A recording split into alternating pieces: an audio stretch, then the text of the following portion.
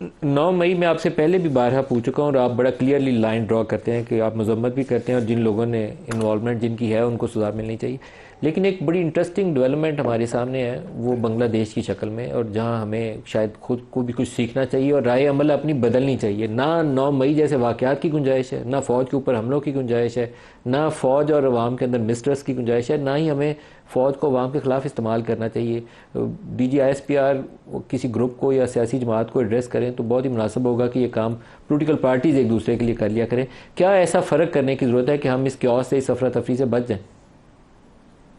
جی، سب سے پہلے آپ نے ٹھیک فرمایا. جس طرح 9 مئی سے آپ بات شروع کرتے ہیں، میرا موقف اس میں پہلے دن سے ہی واضح رہا ہے اور وہ آن ایئر رہا ہے، ریکارڈڈ ہے، کہ وہ کسی پارٹی پالیسی کی عکاسی نہیں ہے. وہ اگر کوئی اس میں توڑ پھوڑ یا جلاؤ گھیراؤ یا کوئی لوٹ مار ہوئی، وہ لوگوں کا انفرادی فیل تھا. اینگری موب کو کسی طرف بھی ڈائیورٹ کیا جا سکتا ہے. پارٹی کی کسی پالیسی میں کبھی کوئی وائلنس نہیں رہا، اور یہ خان صاحب بھی اس کی تصدیق بھی کر چکے ہوئے ہیں. انہوں نے خود بھی اس بات کو کہا ہے کہ جی اگر کوئی ملوث ہے ہمارا کارکن انفرادی سطح پر تو اسے ضرور سزا دی جائے، لیکن کسی قسم کی وائلنس کی کال نہیں تھی. اور وہ یہ بھی سمجھتے ہیں، اور میں دہراتا ہوں، کہ اس کی فوٹیج جب مل جائے جو ان کی اریسٹ ہے تفصیلی اور دیگر جو واقعات ہیں ان کی، تو اسی سے پتہ لگ سکتا ہے کہ اس کا اصل راز اس کے پیچھے کیا ہے. اسی طرح میں مسترد کرتا ہوں اور پرزور طریقے سے مسترد کرتا ہوں جو طارق فضل چودھری صاحب نے جس طرح کہا کہ ہم کوئی ایسی کسی بطور ایک پارٹی کے کسی ایسی مہم میں ملوث ہیں جو کہ پاکستان کے عوام کو افواج پاکستان کے خلاف ان سے دور کرنے یا ان کے خلاف بھڑکانے کی طرف مائل ہے. ایسی کوئی اقدام نہیں ہے.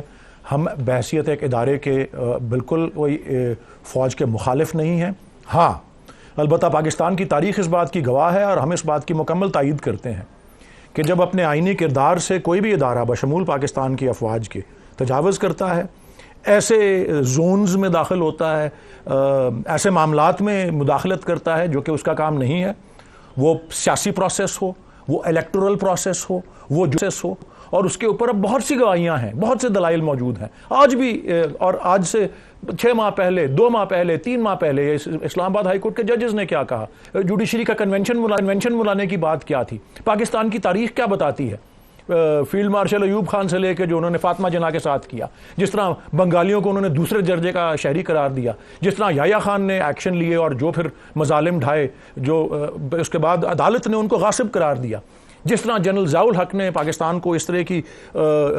اپنی آپ کو لیجٹمائز کرنے کے لیے جو ہر ملٹری ڈکٹیٹر کو چاہیے ہوتا ہے، جو انہوں نے اقدامات لیے، اتنا سخت پاکستان کو انہوں نے ایکسپوز کیا ٹو پاکستان کے عوام کے تحفظ کو، جس طرح کلاشنیکوو اور ہیروئن اور اس طرح کی چیزیں افغان وار کے نتیجے میں جو آئیں، جنرل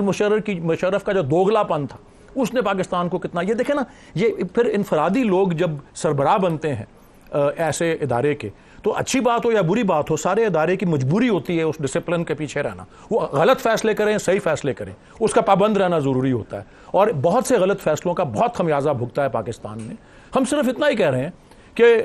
ہر ادارہ اپنے آئینی حدود کے اندر رہے،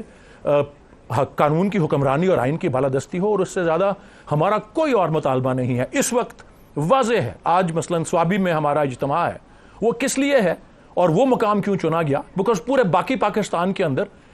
دوسرے درجے کی جو ہے شہری کے حیثیت پی ٹی آئی کو ملی ہوئی ہے.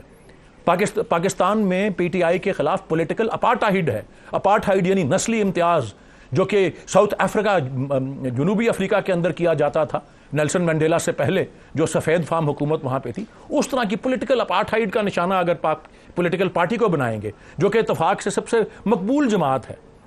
تو پھر اس کا کیا نتیجہ نکلے گا؟ تالی دونوں ہاتھوں سے بجتی ہے ملک صاحب. اس لیے بنگلہ دیش، کیا نتیجہ نکلے گا؟ میں تو کہہ رہا ہوں جی، پھر بنگلہ دیش کی طرف اب دیکھیں، ایک نیوز ہیڈ لائن آپ چھوڑ گئے ہیں آج کی کہ جی پیپلز پارٹی نے مشورہ دیا ہے کہ آپ نے نتیجے کا بولا، میں پیشین گوئی کر رہا ہوں. میں آتا ہوں اس کی طرف بھی، کیا نتیجہ نکلے گا پہلے آپ اس کو ایکسپلین کریں. جی میں پیشین گوئی کر رہا ہوں نا، میں آپ کو ایگزامپل دے رہا ہوں. آج کی ایک میجر ہیڈ لائن آپ مس کر گئے ہیں، وہ یہ ہے کہ پیپلز پارٹی نے مشورہ دیا ہے کہ اگر وفاقی حکومت غیر مقبول ہے تو ایک اسمبلیاں توڑے، زرداری صاحب کو مشورہ دے، اسمبلیاں توڑو اور الیکشن کرائیں. میں سمجھتا ہوں کہ یہ الیکشن اگر اسی طرح ہوا جس طرح حسینہ واجد نے پچھلا الیکشن کروایا تھا، جس میں کوئی اپوزیشن نہیں تھی، اپوزیشن کو کچل کر، اور یہ کیونکہ اب تو سارا سیکھ لیا ہے نا، جس کو پنجابی میں کہتے ہیں نا جانچ آ گئی ہے کہ جی اب فارم 45 47 کر کے اس سے بھی زیادہ غیر شفاف الیکشن ہو جو کہ 8 فروری کو ہوا ہے، تو پھر وہی حسینہ واجد والا نتیجہ ہی سامنے آ سکتا ہے. یہ میری پیشین گوئی ہے. اس لیے ہمیں سبق سیکھنا چاہیے. اگر اسی رستے پہ ہم آپ کو لگتا ہے کہ یہاں پہ اگر سچویشن کو ایڈریس نہ کیا تو پاکستان میں بھی بنگلہ دیش والی صورتحال بنتی ہے، یہ آپ کو لگتا ہے؟ میرے خیال میں اتنا ایکسٹریم پہ اس وقت تو ایسے حالات نہیں ہیں، لیکن میں نے عرض کیا نا، اس کا ایک میں نے آپ کو اپنے اندازے کے مطابق ایک میں نے اس کا ویریئنٹ آپ کو بتایا ہے کہ اگر ایسا اقدام ہو کہ ایک اور الیکشن ہو اور اس سے بھی زیادہ غیر شفاف ہو جو پچھلا تھا، تو وہ ایک پیٹرن ایسا ہی فالو ہوگا جو کہ حسینہ واجد کے اس کا فالو ہوا تھا. اور اللہ نہ کرے